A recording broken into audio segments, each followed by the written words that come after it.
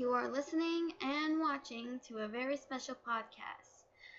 Hey guys, I got more on Maggie's point of view. I really hope you guys really love Maggie and also the allies that she has in this crossover. And here I have the sequel, Phenomenon Serendipity 2. So I hope you guys like it. Enjoy.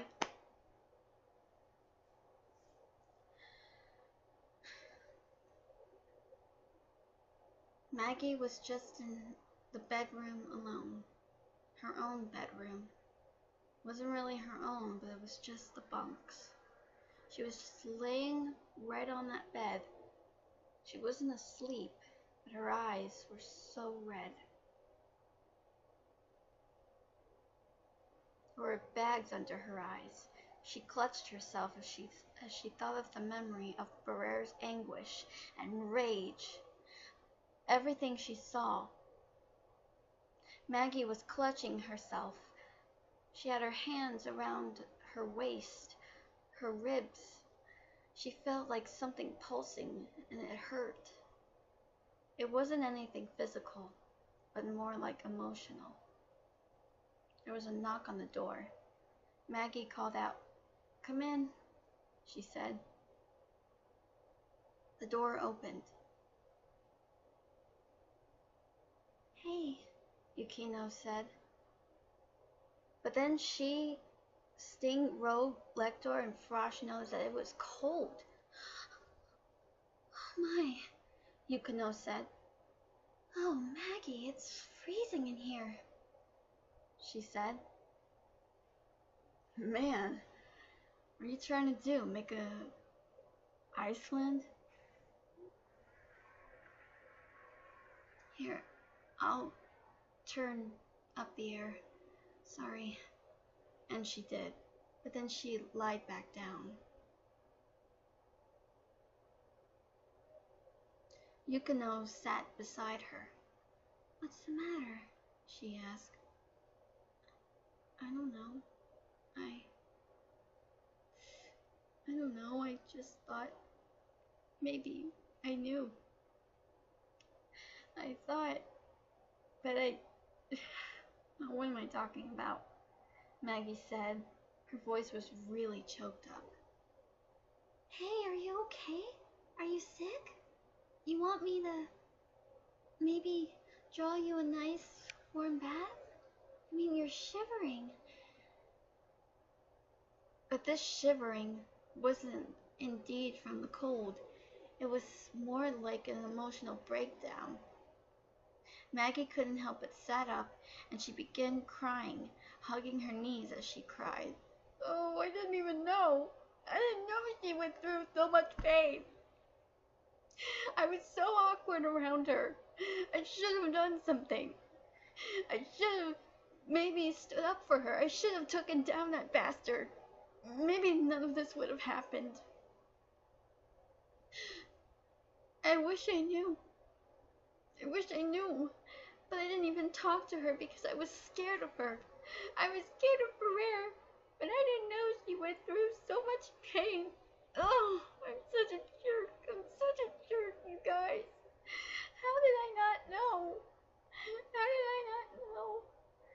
I want to be her friend now. I feel so bad. I really feel so bad. I should have done. No, what am I kidding? I'm nothing but a bloodthirsty witch. Some sort of freaking bitches spawn, as they call me. I hate this. Oh, Barrera, I'm so sorry. I'm so sorry." Barrera said. Maggie said. Maggie was really heaving with sobs. Yukino embraced her and said, "It's okay. If you really do care about her, just talk to her. It's gonna be okay." We all didn't know what she was going through. It was really painful to see her that way, but you don't have to be scared and blame yourself for that. all right, Maggie. Yukino said. Maggie continued to cry. There were so many tears streaming down her face. Then she saw a little tissue was there. Frosh was handing her a tissue. Here, just to wipe your face. I hope you don't mind. You looked a little bit messy. Oh, sorry. Oh, thanks. Maggie managed to calm herself, but she felt so tired from all the crying. So, she felt her eyelids beginning to close, and she fell asleep.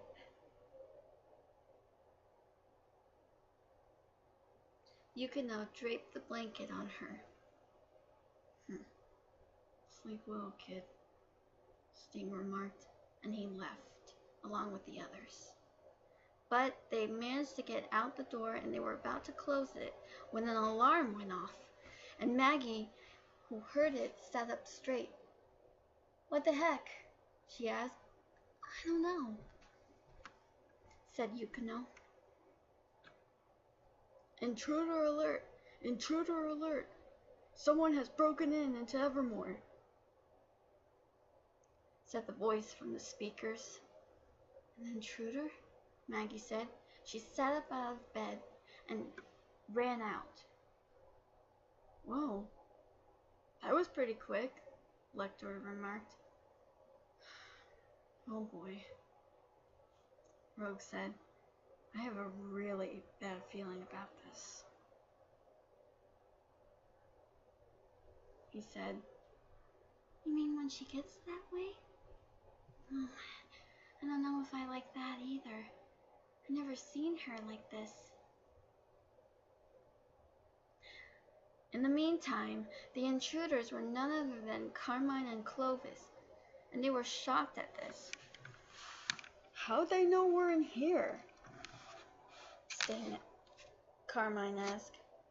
Clovis shrugged. I have no idea. I can't believe we sneaked in here.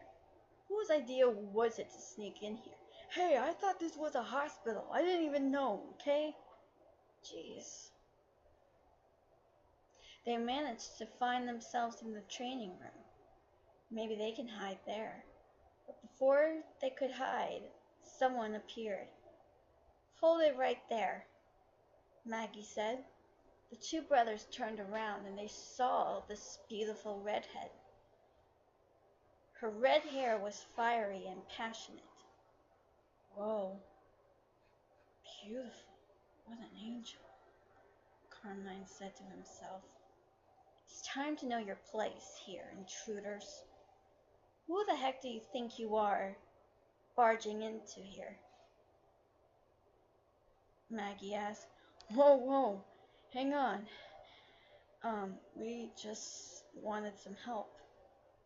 Oh, really? Bring it on, pal, she said. She managed to try and beat down Carmine. All of a sudden, Carmine had electric sparks coming out of him and almost shocked Maggie. Maggie felt a twinge of something. When she felt that, she couldn't believe it. Holy crap. Clovis was shocked. How did you? He asked. Carmine just shrugged. I don't know. I didn't even know I did that. I can't believe I did that, though, he remarked. Oh.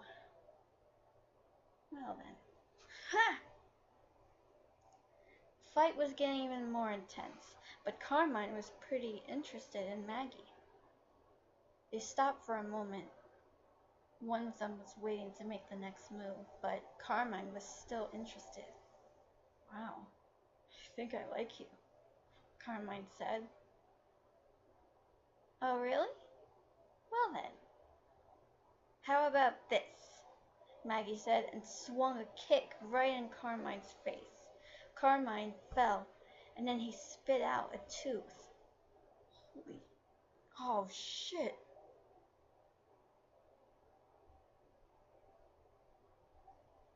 Whoa, how the hell did she, Clovis said, beats me. But the two brothers were surrounded by Maggie's crew. There was the Shinsengumi, there was Sabretooth, there was Squad 11, there was Yogi with his sword, there was Homura, and also there was Sasha and Connie, who looked pretty fierce. Carmine couldn't believe it. How does it feel? How do you like me now? You give up? Maggie said. Yep, I surrender, Carmine said. Maggie looked at him with suspiciousness. What? Are you trying to pull a trick? No, Carmine said. He lent out his hand. I'm sorry. If you let me explain, then maybe we could get to know each other, he said. When Maggie heard this, she agreed. Okay, it's a fair deal, she said, shaking his hand. Maggie Wolfe, Carmine Sevug, and this is my brother, Clovis. Hey, Clovis said. Clovis, huh? And Carmine. Those are pretty interesting names, Maggie said. Carmine just shrugged. We were just named after a song. My name Carmine means crimson, and his Clovis kind of relates to clover. Crimson and clover. Oh, that's interesting. Yeah, it is, said Carmine. Maggie nodded. You know, I think I would like to get to know you, Carmine. I really do, Maggie said. That's it? Vivi said. You're not gonna go and beat their asses? She asked. Why should I? Maggie said. But then all of a sudden she felt some sort of pain in her back. She gasped and she fell. Oh no. Oh great. I don't know what's going on. Why do I get these back cramps? Oh, they're even more excruciating, she said. Oh man, not this again, Sting said. Does she need help? Carmine asked. Go get something. Get a doctor. Hurry, Sting said. Oh, yeah, Clovis said, and he left. Carmine stayed with Maggie. Sting, it hurts. Ugh. Maggie choked out. Hey, easy, easy. I know it's hurting, but don't let any emotion affect that. That's gonna make it even more worse, okay? I know. Just breathe, okay? Try to stay calm. Even when it's painful, just stay calm. Sting instructed. Okay, I'll be fine. Yeah. And then Maggie somehow fell asleep. That is the end of this podcast. I know it's intense, right? But you get to know what happens to her. And boy, is it going to be freaky. So, anyways, hope you guys like it. And I'll see you next time. I'm Captain Donovan, and I'll see you later.